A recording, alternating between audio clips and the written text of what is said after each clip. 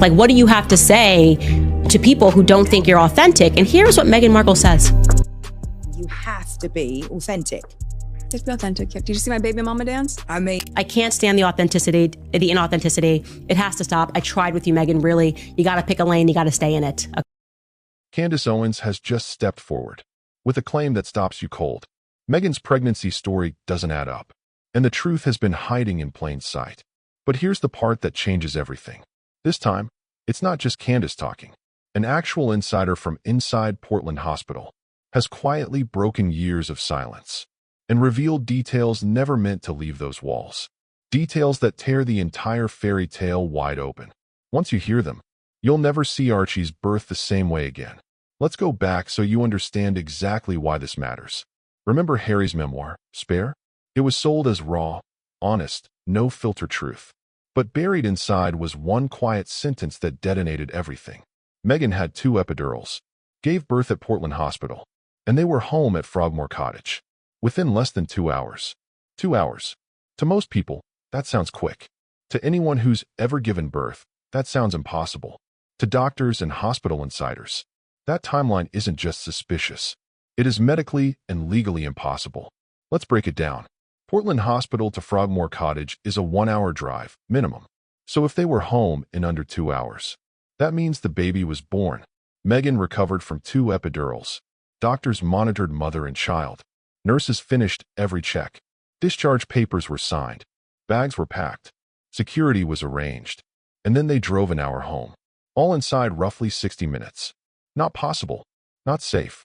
Not allowed under any hospital protocol on Earth. And the epidural detail makes it stranger still. An epidural isn't something you get twice like extra fries. It's one catheter carefully placed in the spine. Replacing it mid-labor is almost unheard of.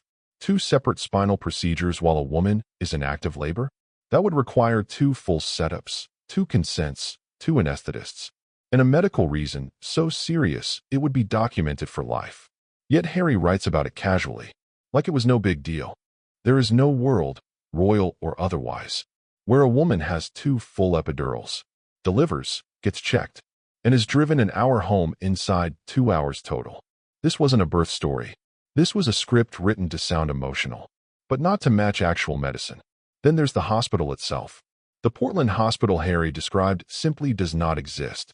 He talks about a dark, calm room, candles glowing, birthing ball, spa tub, Harry accidentally huffing all the laughing gas meant for Meghan. That is not how Portland Hospital operates, especially not for a woman in her late 30s with reported preeclampsia. Insiders confirmed. No one is ever left alone with nitrous oxide. There is no secret back elevator. There are no candlelit wellness suites. There are no 2-hour discharges, especially not after 2 spinal blocks. So if the room was dimly lit like a luxury retreat, if candles were flickering, if Harry was high on the gas while Meghan labored, then the question is brutally simple. Where exactly were they? Because that version of Portland Hospital is not the Portland Hospital that actually stands in London, and the doubts only deepen when real doctors read Harry's account. 2 epidurals don't work the way he described. Once the catheter is in, you adjust the dose. You do not pull it out and start over. Doing that mid-labor is so rare it's almost mythical. Yet Harry presents it like it was nothing. Then the laughing gas moment. Harry inhaling the whole tank by accident. Real hospitals don't leave tanks lying around. They're locked, monitored, and controlled by staff. If a partner emptied one, alarms would go off. But in Harry's story, everyone just found it hilarious. When basic medical facts don't match, you have to ask, were these innocent mistakes? Or signs the entire night never happened the way they say? Now layer on the royal protocol that was mysteriously ignored. When a baby in the line of succession is born, the monarch is informed immediately. That rule has never been broken. Not for William, not for Kate, not for Diana. But with Archie? Sources inside the palace say the Queen was never called. No alert, no notification, no royal signal. A future prince was supposedly born, and centuries of unbreakable protocol just vanished. Why? Why would staff risk everything? Unless the story they were given didn't match what was actually happening that night. Meghan herself gave 3 completely different explanations for why the press wasn't told in advance. First, she didn't want to block an emergency entrance. Portland has no public emergency entrance. Second, the press didn't deserve a photo because they were bullies. Third, they did notify the press, and the press simply didn't show up. 3 conflicting stories for one single event. When someone keeps changing the reason, experienced investigators know one thing. The real reason hasn't been told yet. Then the biggest medical red flag of all. Meghan was 37. That's classified as advanced maternal age, geriatric pregnancy. Add the alleged preeclampsia, a life-threatening condition treated with magnesium drips.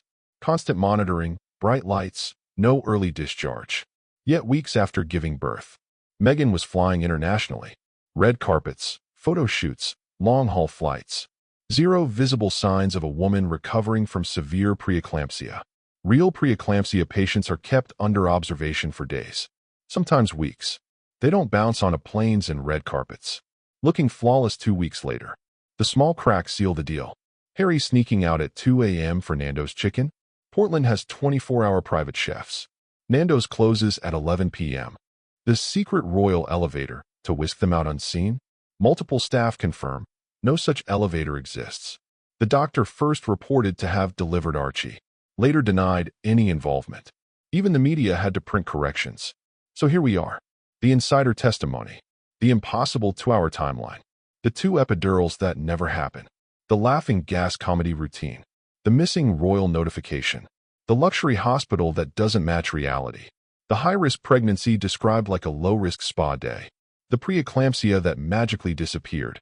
The secret elevators, the closed chicken shops. The doctors who weren't there. And the 3 different stories that never lined up. All of it forms a pattern too consistent to ignore. This isn't gossip. This is a story that was told one way, and piece by piece, is being revealed to have happened another. Or perhaps, not at all the way the world was led to believe. The fairy tale is cracking. And the truth? The truth doesn't stay hidden forever. It waits. And right now, it's stepping into the light.